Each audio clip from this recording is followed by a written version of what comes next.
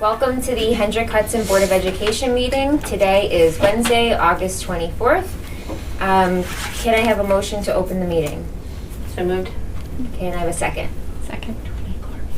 Does she have to? All in favor? Fine. Okay. Okay, the board is going to be moving into executive session. The Hendrick Hudson School District Board of Education will convene for the purpose of collective negotiations under the Taylor Law, medical, financial, credit, or employment history of a particular person or corporation, or matters leading to the appointment or employment history of a particular person or corporation, or matters leading to the appointment or employment or promotion or demotion or discipline or suspension or removal of a particular person or corporation. Can I have a motion to move into executive? Motion. Second? All in favor? Aye. We will be back at approximately 6 p.m. All right, welcome back. The board has just come from executive session, and now we will enter into our public section of the meeting. Can we all stand for the pledge? Allegiance to the flag of the United States of America and to the republic for which it stands, one nation, under God, indivisible, with liberty and justice for all. Okay. Moving on to the agenda. Can I have a motion to approve the agenda as stated? So moved. Second? All in favor? And the consent agenda, right? Go straight into. Approval for consent. Okay, can I have approval for the consent agenda? So moved. A second? And before we go on, does anybody have anything to pull from the consent agenda? Stephanie? 3.3 fiscal. I was just wondering, We approved everything else in the packet, right? Okay, so we pull that, and now we have to approve everything else on the consent agenda. So can I have a motion to approve the consent agenda less 3.3? So moved. Second. All in favor? Aye. Okay, so Stephanie, go ahead. I was just curious about the KSQ Design Architects contract. I know that we're hiring them to do a building condition survey, and I just want to know what the process is. If they find any structures that need repair, how do we proceed with that? So the building condition survey is a mandated report that all school districts need to submit to the New York State Education Department. It's basically a 5-year facilities plan that is sent to the state to ensure that districts are paying attention to their facilities. The building condition survey is a state document that only certified architects and engineers can conduct. So we can't conduct it on our own. We have to have a third party. KSQ has been an architectural group we've worked with for many years. They're the ones being appointed to do the building condition survey, which is mandated by New York State. What a building condition survey does is it informs the board and the community on improvements that can be made and can prioritize those improvements around health and safety, around different changes in law, whether it's IDEA or other laws, and can give a community an idea of what some priorities should be if a school district wants to repair or enhance their facilities. That building condition survey that gets submitted to New York State, the building condition survey must be submitted to New York State if a school district wants to do a capital construction project and receive state aid on it.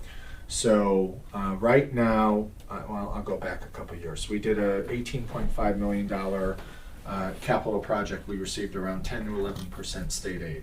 We could only do that project and only improve those facilities that were identified in the building condition survey from 2016. All right? So we approved KSQ tonight. They will go through our district in the fall. They'll do the building condition survey.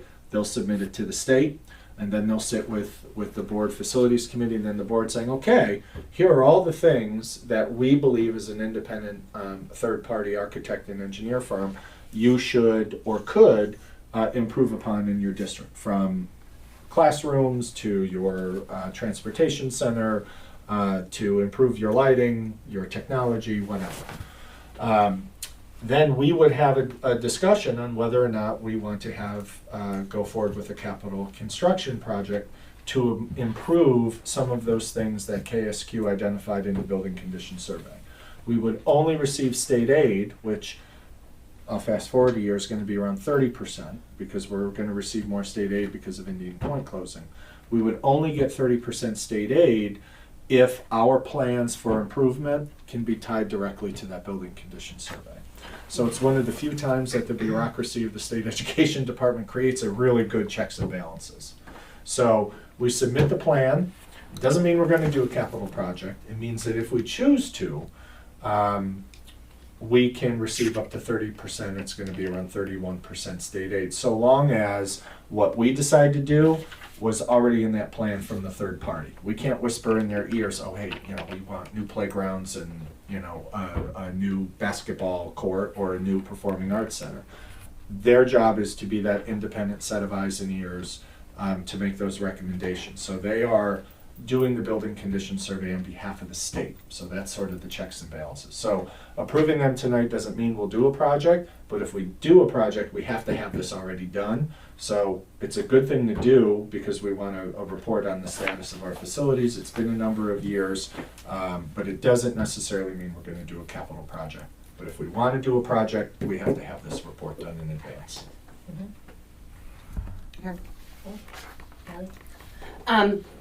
What's the timeline from approving this tonight to moving forward? If we approve this tonight, we'll be in touch with them by the end of the week. They'll probably request the blueprints of our facilities if they don't already have them, or they'll want new ones. And then they'll talk to their team and look at their schedule and see how quickly they could get through the facilities.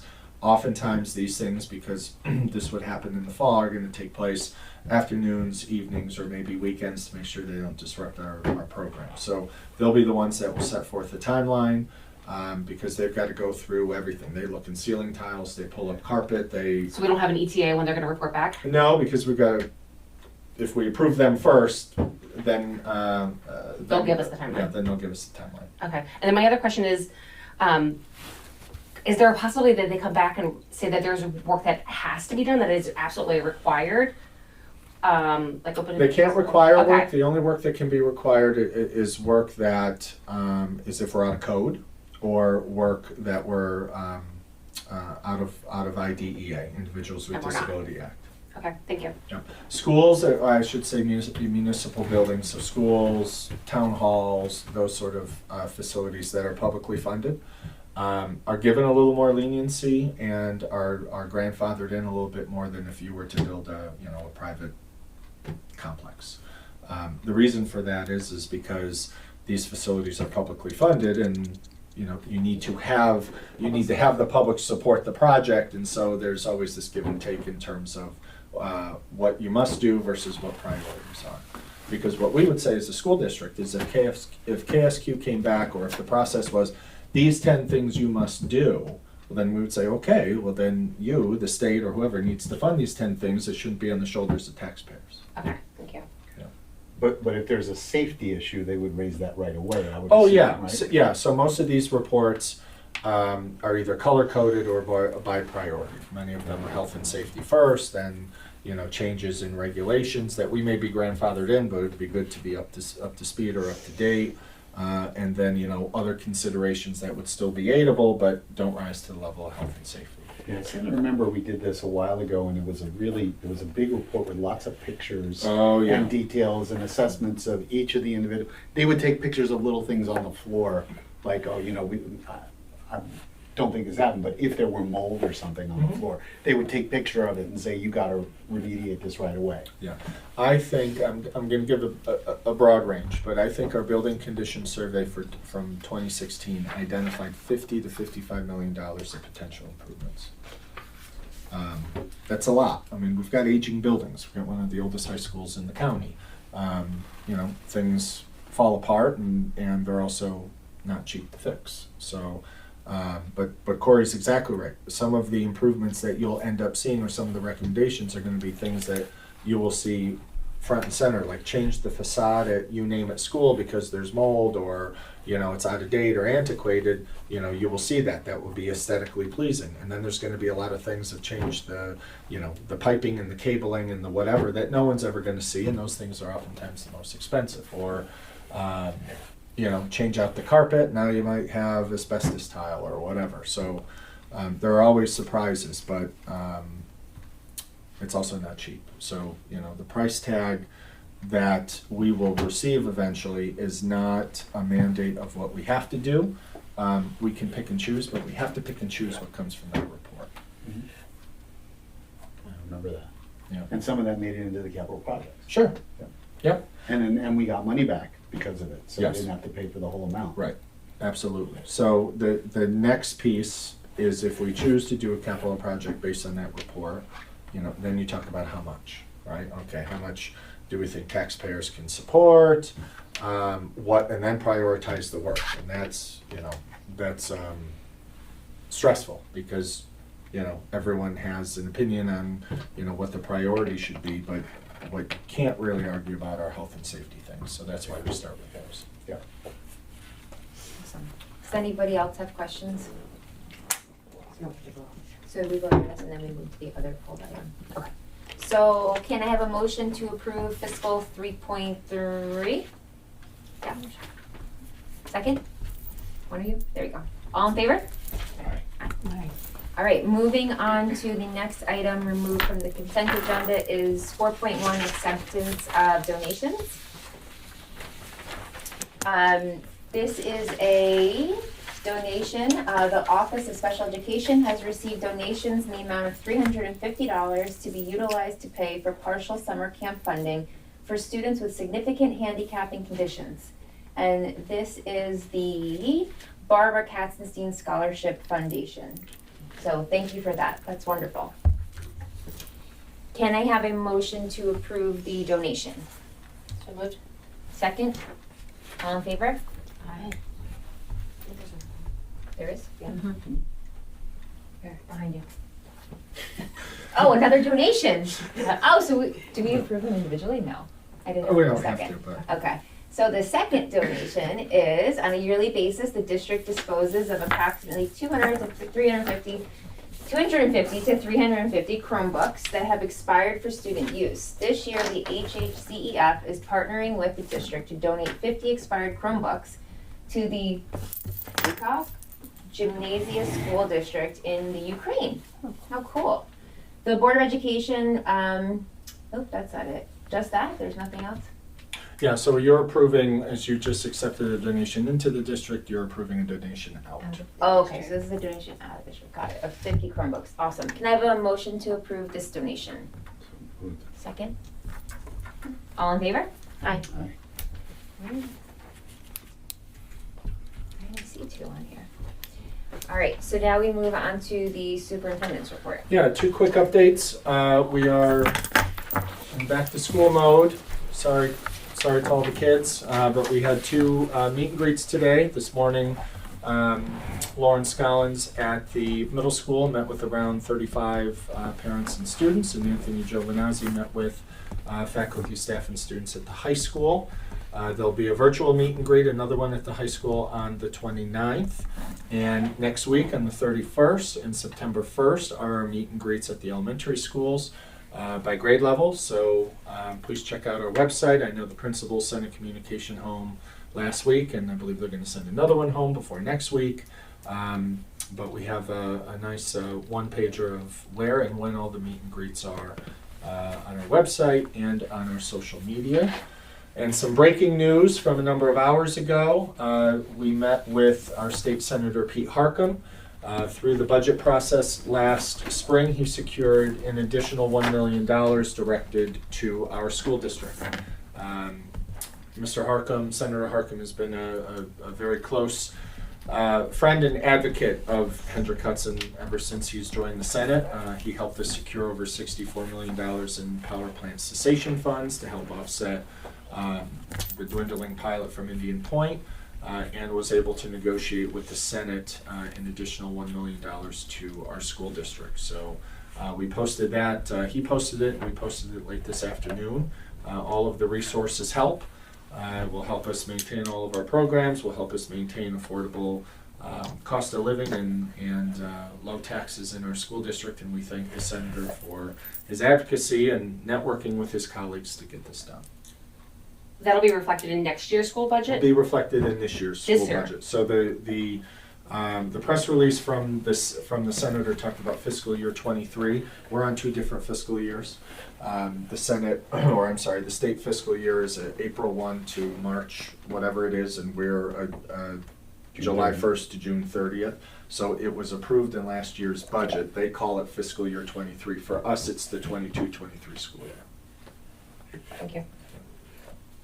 Are there any restrictions or limitations to them? We don't know that yet. Anything tied to that? We haven't read the fine print. Our understanding is this appears to be like what used to be called bullet aid. Bullet aid was colloquial for lawmakers bringing back state money for specific municipalities within the school district or within their region. So we don't know if there are any strings tied to the 1 million. I don't believe so. I think it will appear in state aid, a 1-year state aid adjustment. And state aid is really we can use for to support programs and pay the bills, or we could use these dollars to go to our fund balance, and fund balance is used to reduce taxes. Awesome. All right. It's great. Moving on. We don't have any presentations. So no presentations tonight, and we have nobody signed up. Okay. And does anyone have any committee reports? I know we haven't been really meeting this summer. Yeah. So, well, I have 2 questions. So Yeah. first I'll ask Joe the question. Do you have any updates on the, is there any update that you can provide on the school monitoring program? Oh, with Air regards monitoring. to Indian Point, yeah, we have, so we have the Decommissioning Oversight Board. That is a board of elected officials, technical experts. I'm on the board, Senator Harkin's on the board, and that is chaired by New York State. That was a committee put together under an executive order by the governor. Within that group is called a school monitoring work group. These are technical experts, a couple elected officials, myself and environmental folks that are dealing with what to do, what's the best use of the $500,000 we received to address or mitigate any concerns around the, not decommissioning, what's your other word, dismantling of the domes. Dismantling. So that school work group met last month. It's going to meet again tomorrow. They're going to release, that work group is going to release a statement of their work shortly, and we'll provide that to the community. I know that we've heard some folks concerned that we're opening school and we don't have air monitoring. There is air monitoring in and around the neighborhood of BV and around the plant. There has always been air monitoring around the plant. The conversation that we're having is what additional air monitoring and what equipment is recommended to be used at the school, both inside and outside, as Holtec goes through dismantling. Decommissioning is the process of taking down the buildings. The dismantling is of the domes that have the greatest propensity of radiological activity and dust and particles within those domes. We're still at least 5 to 7 years away from that process beginning. So I know a lot of folks are anxious and concerned about BV being open while there's activity on that campus. The activity on that campus is not radiological or will have any or will produce any radiological activity that will impact neighbors, the school, or any residents. So there's a little bit of a misnomer that decommissioning is happening while school is opening. I'm not a technical expert. I've been in enough meetings to say that that campus is in its safest state today than it ever has been. It is not producing nuclear energy. There are no safety risks as there were when the plant was open. So I hope parents understand that. I know that when we were, before the pandemic and both reactors were working at full bore, there wasn't that safety concern because there was a little more trust in the system in terms of what Indian Point was doing and their monitoring. The dismantling of the domes, we are still a number of years away, and this school work group and the decommissioning oversight board will make recommendations of what the best pathway is for those $500,000 to get ready for dismantling. But again, we are a number of years away from that. And hopefully the oversight board or the school monitoring work group comes out with that statement. I've asked them for that. I'm not qualified to write that. I'm not a technical expert. But they have committed to prepare that statement for the entire community. It's not just our school community, but our entire community before school opens. Before school, like so very soon. I have a question. The air monitoring equipment, is it only for nuclear radioactive material, or is it monitoring anything that would be associated with the dismantling of the Like plant as dust. well? Like it would be for Silicon. VOCs or anything else, right? Okay. So that is something that does occur with the dismantling at Indian Point, unrelated to the radioactive tower. So the sooner we can get that in place, the better, because the very thing that we're hoping for it to monitor is what is beginning now, which is the non-radioactive buildings that are coming down, right?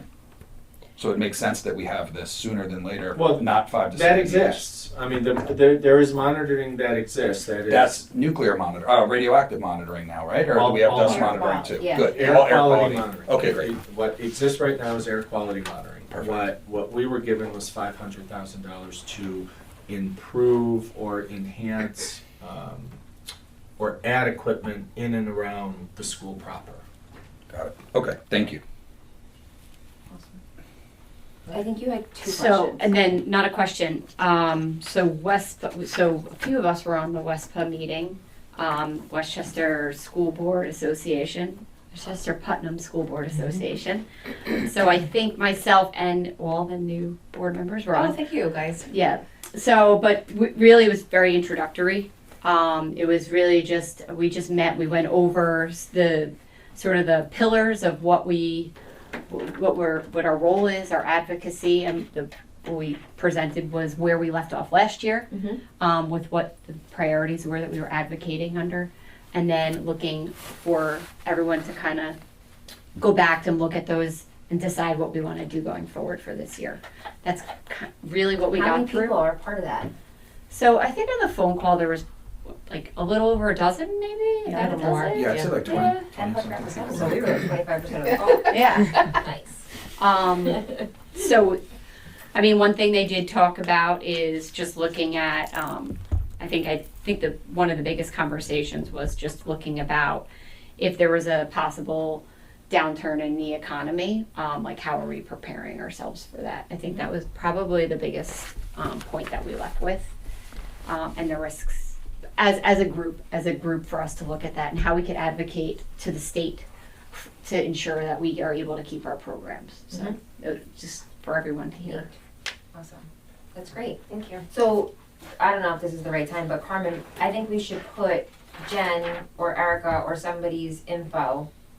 So you've know- decided, are both of you gonna do it? Because they are asking for They're somebody, asking for somebody just, to be. can it be more than one contact I don't or? know, I can ask them that. Okay, maybe put Jen and then she can share it out to Sure. the group. That's how it worked. Lisa was the primary last year, and if she couldn't make it, I was like her backup. Yeah. Her alternate. Perfect. Okay. Thank you, Carmen. All right. And Any- Jen, thanks for taking that Yeah. role. An update. Oh. Well, somebody else has to join me, but yes. Any other board comments, new business? All good? Okay. Anyone out there in the audience want to make a comment about non-agenda items? Let the public know that after the meeting, we'll finish our retreat. Yeah, so the board spent last night from 6 to 10 p.m. working on retreat and board business, and after this public meeting, we will go back to the retreat to talk about our operations as a board and how we can do a better job operating and working together to support the district and the district's goals.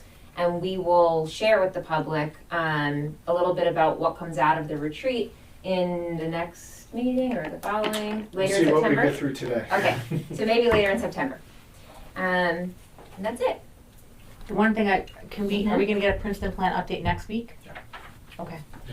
Yeah, we're in the process of identifying a number of classrooms, fully done, partially done, not yet done, music rooms, art rooms, libraries, so the principals are going through a checklist and providing that to me. Awesome. So our next meeting is actually next week, Wednesday the 31st. the 31st of August at We can do 6 o'clock. 6 o'clock. Good? Okay. That's it? Motion to adjourn. All right, can I have a motion to close the meeting? Second. First and second, all in favor?